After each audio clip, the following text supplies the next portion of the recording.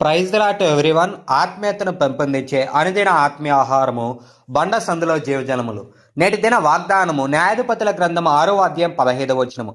నా కుటుంబము మనుష్య గోత్రములో ఎన్నిక లేనిదై, నా పితరుల కుటుంబంలో నేను కనిష్ఠుడనే ఉన్నానని చెప్పెను. ఎన్నిక లేనిది, నాట్ ఎలక్టెడ్.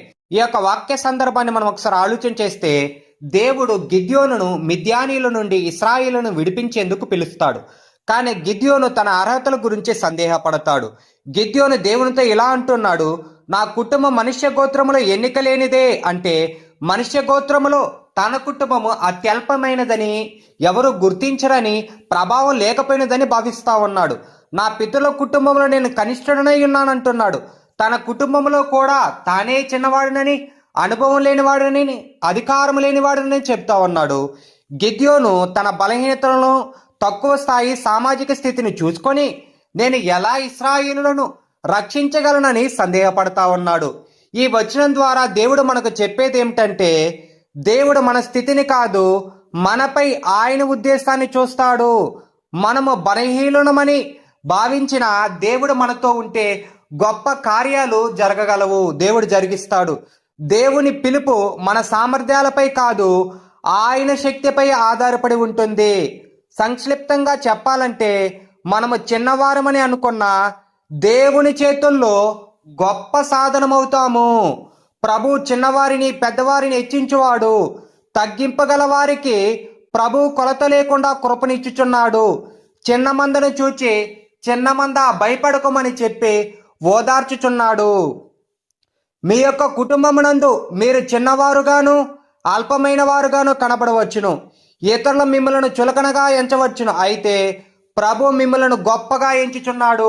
బైబిల్ గ్రంథం చెప్పుచున్నది, 1 సమూయేలు గ్రంథం 2వ అధ్యాయం 8వ వచనంలో, వారిని మట్టిలో నుండి ఎత్తువాడు ఆయనే, లేమిగల వారిని పెంట కుప్ప మీద నుండి లేవనెత్తువాడు ఆయనే. ఆనాడు గిద్యోను తను తాను తగ్గించుకొని, నా కుటుంబము మనుష్య గోత్రంలో ఎన్నిక లేనిదే, నా పితల కుటుంబంలో నేను కనిష్ఠుడనై ఉన్నానని చెప్పినప్పుడు ప్రభు ఇచ్చిన జవాబు ఏమిటో తెలియనా? నేను నీకు తోడేయుందును గనుక ఒక మనిషిని హతము చేసినట్లు మిద్యానీయులను నీవు హతము చేయదు అని సెలవిచ్చును. న్యాయాధిపతుల గ్రంథం 6వ అధ్యాయం 16వ వచనంలో. అంత మాత్రమే కాదు, ఆ చిన్నవాణిని ప్రభు మొదటిసారి పిలిచినప్పుడే పరాక్రమము గల బాలాఢ్యుడా అని పిలిచెను. పరాక్రమము గల బాలాఢ్యుడా, యెహోవా నీకు తోడై ఉన్నాడని చెప్పి ఉత్సాహపరిచెను. దావీదు అందరి దృష్టిలోనూ చిన్నవానిగాను కనిష్ఠుడుగాను కనబడిను.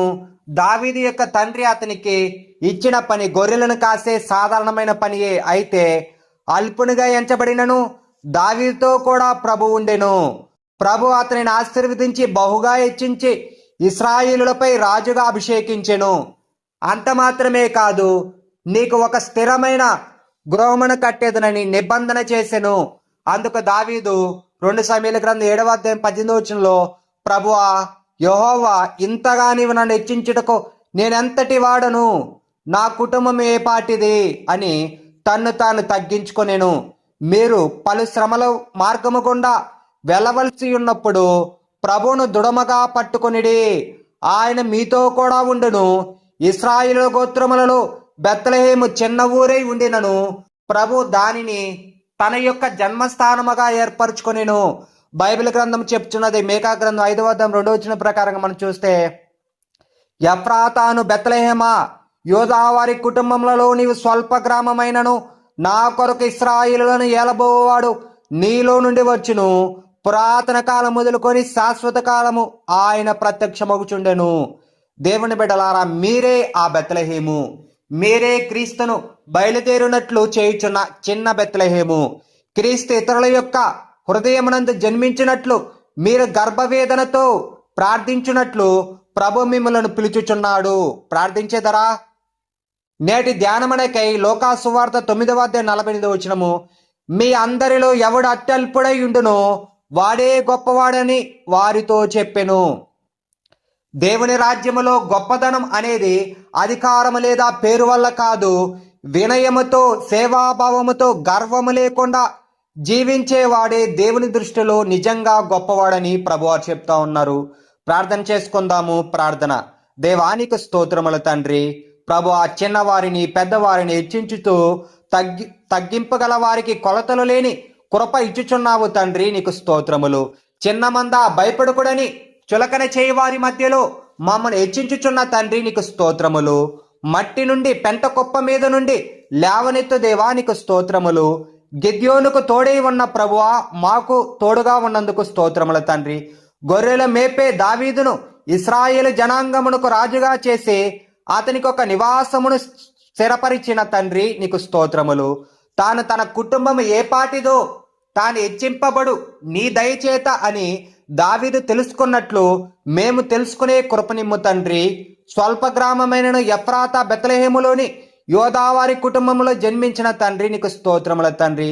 ఇతల హృదయమందు నిన్ను జన్మింపజేయనట్లుగా గర్భవేదన కలిగి ప్రార్థించే మనసునిమ్మని నజరేయుడైన యేసుక్రీస్తు నామములో అడిగి పొందుకొనుచున్నాము మా పరమ తండ్రి. Amen, amen, amen. మన దేవుని ప్రేమయు రక్షకుడైన యేసుక్రీస్తు కృపయు పరిశుద్ధాత్మ సావాసమును మీకందరికీ తోడయుండునుగాక. Amen, amen, amen. Thank you for watching. Praise the Lord. God bless you. Please like, share, subscribe. Thank you.